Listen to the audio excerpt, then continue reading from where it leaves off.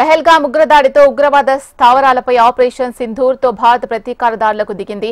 తొలి రోజు ఉగ్రవాద స్థావరాలపై భారత్ విధ్వంసానికి పాల్పడింది. రెండో రోజు పాకిస్తాన్ ఎయిర్ డిఫెన్స్ వ్యవస్థను భారత్ ధ్వంసం చేసింది. దీనికి ప్రతీకారంగా పాకిస్తాన్ జమ్మూ కాశ్మీర్ను టార్గెట్ చేసి విధ్వంసానికి ఎత్తుగడ వేసింది. దీంతో కాసేపటి క్రితం భారీ పేలులతో విధ్వంసానికి పూనుకుంది. 7 చోట్ల భీకర శబ్దాలతో పేలులతో పాకిస్తాన్ తెగబడింది. దీంతో జమ్మూ వ్యాప్తంగా బ్లాక్అవుట్ కొనసాగుతోంది.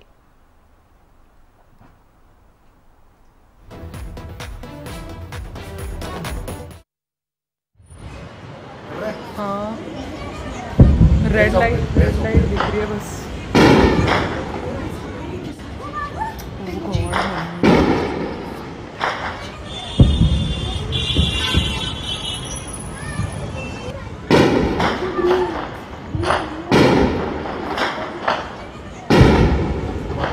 हाँ रेड लाइट పహల్గామ్ ఉగ్రదాడితో ఉగ్రవాద స్థావరాలపై ఆపరేషన్ సింధూర్తో భారత్ ప్రతీకారదాడులకు దిగింది. తొలి రోజు ఉగ్రవాద స్థావరాలపై భారత్ విధ్వంసానికి పాల్పడింది. రెండో రోజు పాకిస్తాన్ ఎయిర్ డిఫెన్స్ వ్యవస్థను భారత్ ధ్వంసం చేసింది. దీనికి ప్రతీకారంగా పాకిస్తాన్ జమ్మూ కాశ్మీర్ను టార్గెట్ చేసి విధ్వంసానికి ఎత్తుగడ వేసింది. దీంతో కాసేపటి క్రితం భారీ పేలులతో విధ్వంసానికి పూనుకుంది. 7 చోట్ల భీకర శబ్దాలతో పేలులతో పాకిస్తాన్ తెగబడింది. దీంతో జమ్మూ వ్యాప్తంగా బ్లాక్అవుట్ కొనసాగుతోంది.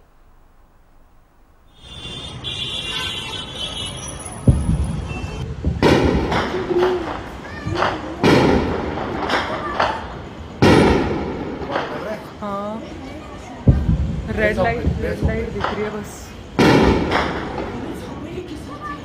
ओह गॉड मम्मी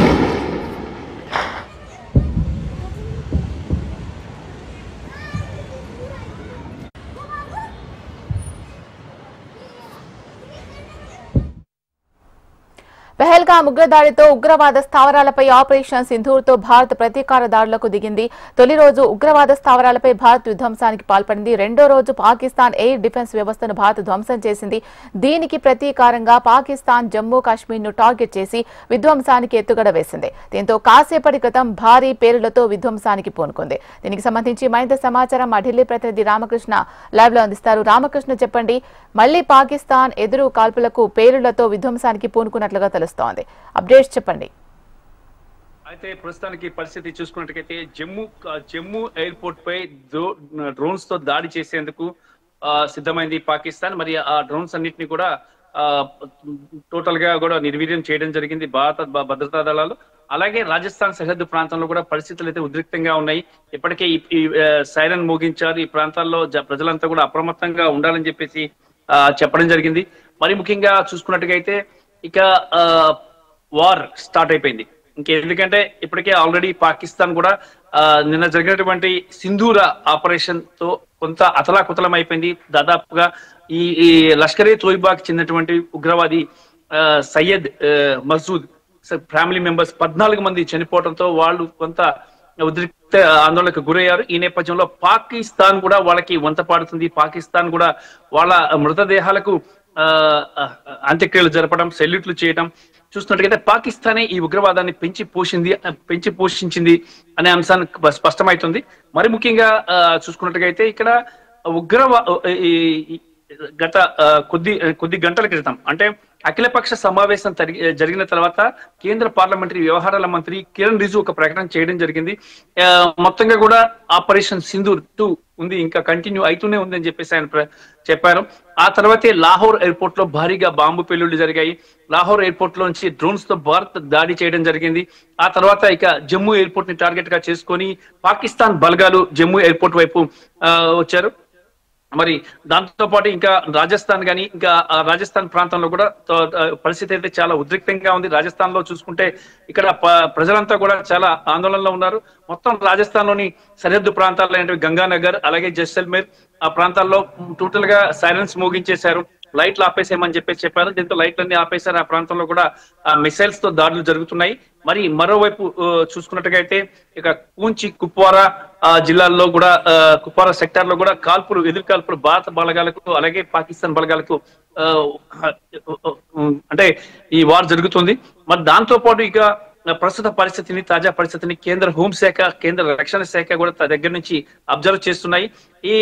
ఇక్కడ జరిగే పరిస్థితిని ఎప్పటికప్పుడు అబ్జర్వ్ చేస్తూ ప్రధానమంత్రికి నివేదిస్తున్నాయి. ప్రధానమంత్రి కూడా తాజా పరిస్థితిని ప్రపంచ దేశాలకు చెప్తున్నారు. పాక్ యొక్క ఉగ్ర కుటిల నీతిని ప్రపంచ దేశాలకు తెలియజేస్తున్నారు. అయితే ఇక కొద్దిసేపటి క్రితమే అమెరికా అధ్యక్షుడు డొనాల్డ్ ట్రంప్ కూడా చెప్పారు, పాక్ అలాగే భారత్ మాకు ఇద్దరు ఒకటే సమానమే, మంచి మిత్రులు.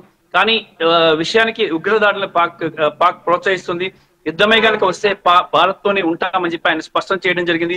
పాకిస్తాన్ కి చెందినటువంటి యుద్ధ విమానాలు కూడా భారత్ లో ల్యాండ్ అవుతున్నాయి.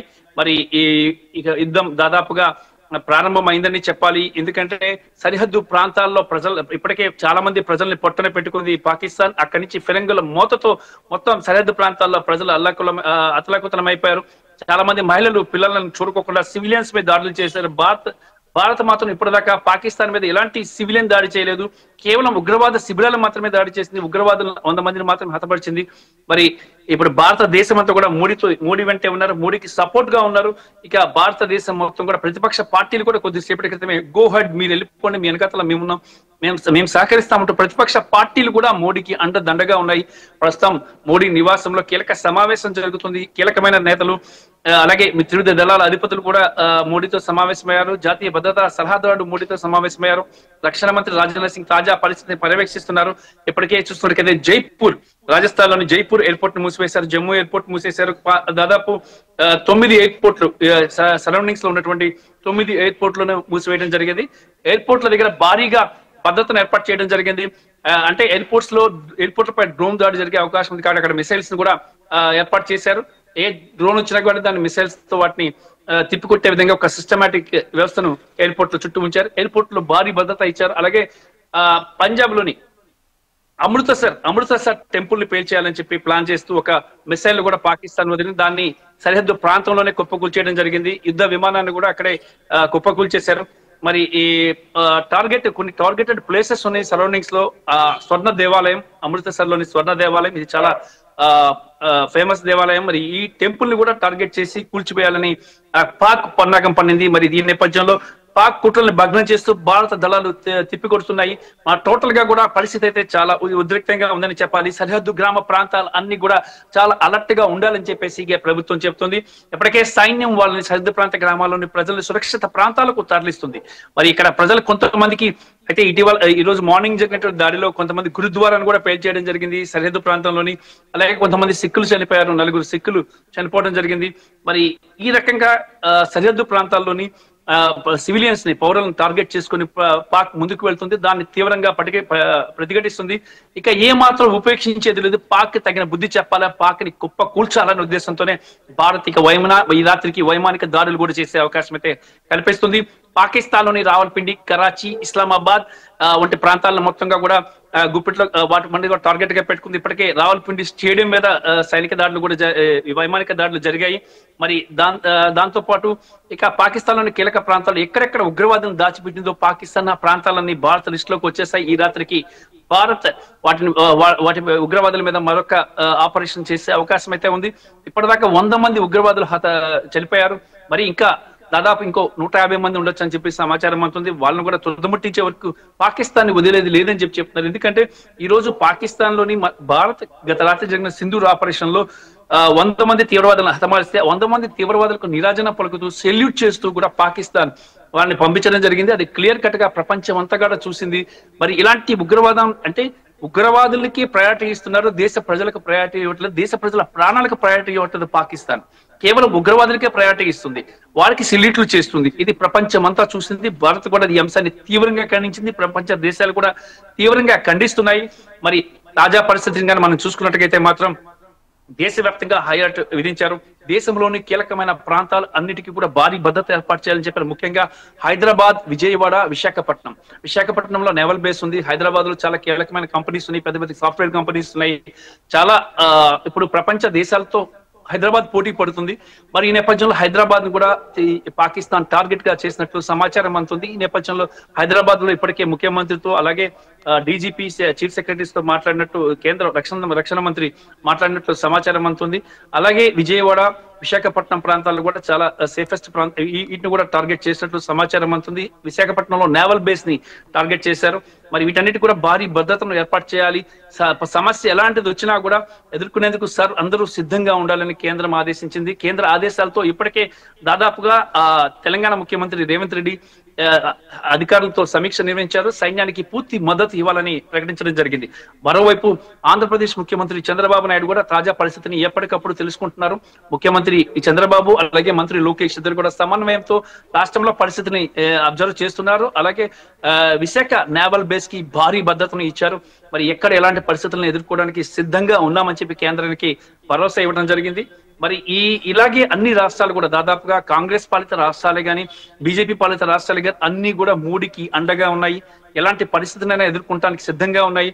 ఇక సైన్యం విషయంలో చూసుకున్నట్లయితే భారత్ దగ్గర ఉన్నటువంటి సైన్య మొత్తంగా కూడా సైన్యానికి ఫ్రీ హ్యాండ్ ఇచ్చారు మోడీ. ఈ నేపథ్యంలో సైన్యం కూడా సిద్ధంగా ఉంది. పాకిస్తాన్ అంతు చూడడానికి, పాకిస్తాన్ ని కాళ్ళ కింద పెట్టి నలిపేయడానికి సిద్ధంగా ఉంది భారత సైన్యం. ఇప్పటికే పాకిస్తాన్ చేస్తున్నటువంటి దురాగతాలని ఇంకా భరించే శక్తి లేదు, భరించలేము. ఇప్పటిదాకా 650 మంది సైనికులు మృతి చెందారు, 1500 మంది గాయపడ్డారు. పార్లమెంట్ మీద అటాక్, అలాగే ముంబై బ్లాస్ట్, ఇలాంటి కీలకమైన వాటిని లష్కర్ తోయిబా నిర్వహించింది. అలాంటి తీవ్రవాదిని పెంచి పోషిస్తుంది పాకిస్తాన్. మరి పాకిస్తాన్ విషయంలో ఉపేక్షించేది లేదు అని చెప్పేసి కూడా భారత్ స్పష్టం చేస్తుంది. దాంతో పాటు ఇక్కడ పరిస్థితిని ఇప్పటికే కేబినెట్ ఈ రోజు CCS cabinet committee and security affairs సమీక్షించింది. మరి రేపు కూడా మరోసారి ఈ cabinet committee and security affairs మళ్ళీ సమావేశం అవుతుంది. మరి తాజా పరిస్థితిని ఎప్పటికప్పుడు పరిశీలిస్తూ అందుకు అనుగుణంగా ఆదేశాలు జారీ చేస్తుంది. మరి ఈ గతంలో లేని విధంగా ఈసారి పాకిస్తాన్ కి దాదాపుగా పూర్తిగా బుద్ధి చెప్పే విధంగా పాకిస్తాన్ ఇంకా రెండోసారి భారత్నే కాదు దేశంలో ప్రపంచంలో ఏ దేశం మీద కూడా ఉగ్రవాద చర్యలు చేపట్టకుండా ఉండే విధంగా గట్టి బుద్ధి చెప్పాలని చెప్పి చూస్తుంది. ప్రపంచ దేశాలన్నీ కూడా భారత్ కి సపోర్ట్ గా ఉన్నాయి. ఒక్క చైనా మినహాయించి ఆఖరికి అమెరికా కూడా దిగొచ్చేసింది. భారత్ మా శత్రువు, యుద్ధమే కానీ వచ్చినట్టుగైతే భారత్ తో మేము ఉంటాం, కలిసి ఉంటాం, ముందుకు పోరాడతామని చెప్పేసి కూడా అమెరికా కూడా చెప్పడం జరిగింది. మరి ఈ నేపథ్యంలో భారత్ దగ్గర భారత్ ఒంటి చేతితో పాకిస్తాన్ ని తుదముట్టించగలదు. అలాగే ప్రపంచ దేశాలు ఇచ్చిన సపోర్ట్ భారత్ కి చాలా ఘన విజయం అని చెప్పొచ్చు. ఎందుకంటే యుద్ధం జరిగితే ఇప్పటికే ఆర్థికంగా పాకిస్తాన్ ని మొత్తంగా టోటల్ గా కూడా అష్టదిగ్బంధం చేసింది. ఈ రోజు ప్రపంచ బ్యాంక్ అధ్యక్షుడితో మోడీ ప్రధానమంత్రి నరేంద్ర మోడీ సమావేశమయ్యారు. ఈ సమావేశంలో కూడా పాకిస్తాన్ చేస్తున్న ఉగ్రవాద చర్యలను వివరిస్తూ వాళ్ళకి ఆర్థిక సహాయం నిలిపివేయాలని చెప్పి ప్రపంచ బ్యాంకును కూడా భారత్ కోరటం జరిగింది. మరి అలాగే ఐఎంఎఫ్ ని కోరటం జరిగింది. నిధుల విషయంలో కానీ సహాయం చేసే దేశాలు కూడా ఆచితూచి అడుగు వేయాలని చెప్పేసి చూస్తుంది. ఎందుకంటే ప్రపంచ బ్యాంకు నుంచి ఐఎంఎఫ్ నుంచి నిధులు సేకరించి వాటిని ఉగ్రవాద చర్యలకు ఉగ్రవాదులకు అండగా పాకిస్తాన్ ఉపయోగిస్తుంది కాబట్టి వాటికి సహాయం చేయొద్దు అంటూ కూడా మోడీ చెప్పడం జరిగింది. దీనిపై కూడా చాలా ప్రపంచ బ్యాంక్ అధ్యక్షుడు కూడా సానుకూలంగా స్పందించినట్లు తెలుస్తుంది. ఇక ఆర్థికంగా పాకిస్తాన్ కి సహాయం చేయడానికి ఏ దేశాలు ముందుకు రావడం లేదు, ఎలాంటి ద్రవ్య సంస్థలు కూడా ముందుకు రావడం లేదు. ఇక పాకిస్తాన్ పరిస్థితి అధోగతే అని చెప్పాలి. ఎందుకంటే ఇప్పుడు యుద్ధం కానీ జరిగినట్టుగైతే పాకిస్తాన్ కి తినడానికి తిండి కూడా దొరకదు. అలాగే ఇప్పటికే ఆల్రెడీ వాటర్ కూడా స్టాప్ అయిపోయింది. ఇక పాకిస్తాన్ లో ఇప్పటికే అంతర్యుద్ధం మరొక చాలా కీలకమైన అంశం. అంతర్యుద్ధం పాకిస్తాన్ లో అంతర్యుద్ధం జరగబోతుంది. ఇప్పటికే యువత యుద్ధం వద్దు అంటూ భారత్ తో యుద్ధం వద్దు అంటూ చెప్తున్నారు. చాలా మంది రోడ్ల మీదకి వచ్చి పాకిస్తాన్ కి సంబంధించినటువంటి ప్రభుత్వ కార్యాలయాలపైన దాడులు చేస్తున్నారు. పాకిస్తాన్ లోని వెహికల్స్ మీద కూడా తగలబెడుతున్నారు. మరి పాకిస్తాన్ లో పరిస్థితి అయితే అస్తవ్యస్తంగా ఉంది. అంతర్యుద్ధం బంగ్లాదేశ్ లో ఎలాంటి అంతర్యుద్ధం చేశామో అలాంటి అంతర్యుద్ధం పాకిస్తాన్ లో స్టార్ట్ అవుతుంది ప్రభుత్వం మీదే. మరి ఇప్పటికే పాకిస్తాన్ అధికారులు కానీ పాకిస్తాన్ కి చెందిన రాజకీయ నాయకుల కుటుంబాలని ప్రత్యేక ఆర్మీ విమానాల్లో లండన్, అమెరికా వంటి ప్రాంతాలకు పారిపోయారని సమాచారం అందుతుంది. ఇంకా అధికారులు సైన్యంలో కూడా చాలా మంది తమ పదవులకి రాజీనామా చేసేసి వెళ్ళిపోతున్నారు.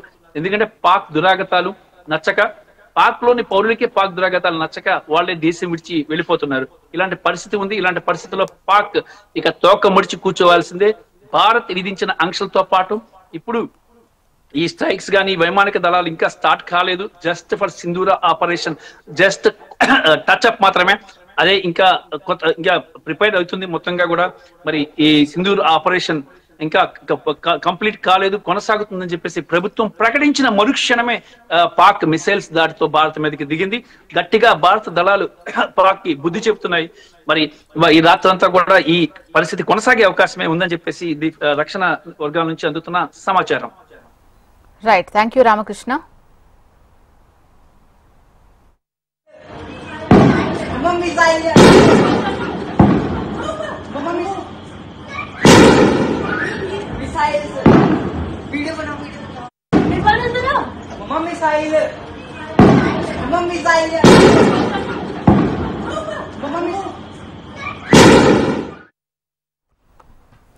పహల్గామ్ ఉగ్రదాడితో ఉగ్రవాద స్థావరాలపై ఆపరేషన్ సింధూర్తో భారత్ ప్రతీకార దాడులకు దిగింది. తొలి రోజు ఉగ్రవాద స్థావరాలపై భారత్ విధ్వంసానికి పాల్పడింది. రెండో రోజు పాకిస్తాన్ ఎయిర్ డిఫెన్స్ వ్యవస్థను భారత్ ధ్వంసం చేసింది. దీనికి ప్రతీకారంగా పాకిస్తాన్ జమ్మూ కాశ్మీర్ను టార్గెట్ చేసి విధ్వంసానికి ఎత్తుగడ వేసింది. దీంతో కాసేపటి క్రితం భారీ పేలుళ్లతో విధ్వంసానికి పూనుకుంది. 7 చోట్ల భీకర శబ్దాలతో పేలుళ్లతో పాకిస్తాన్ తెగబడింది. దీంతో జమ్మూ వ్యాప్తంగా బ్లాకౌట్ కొనసాగుతోంది.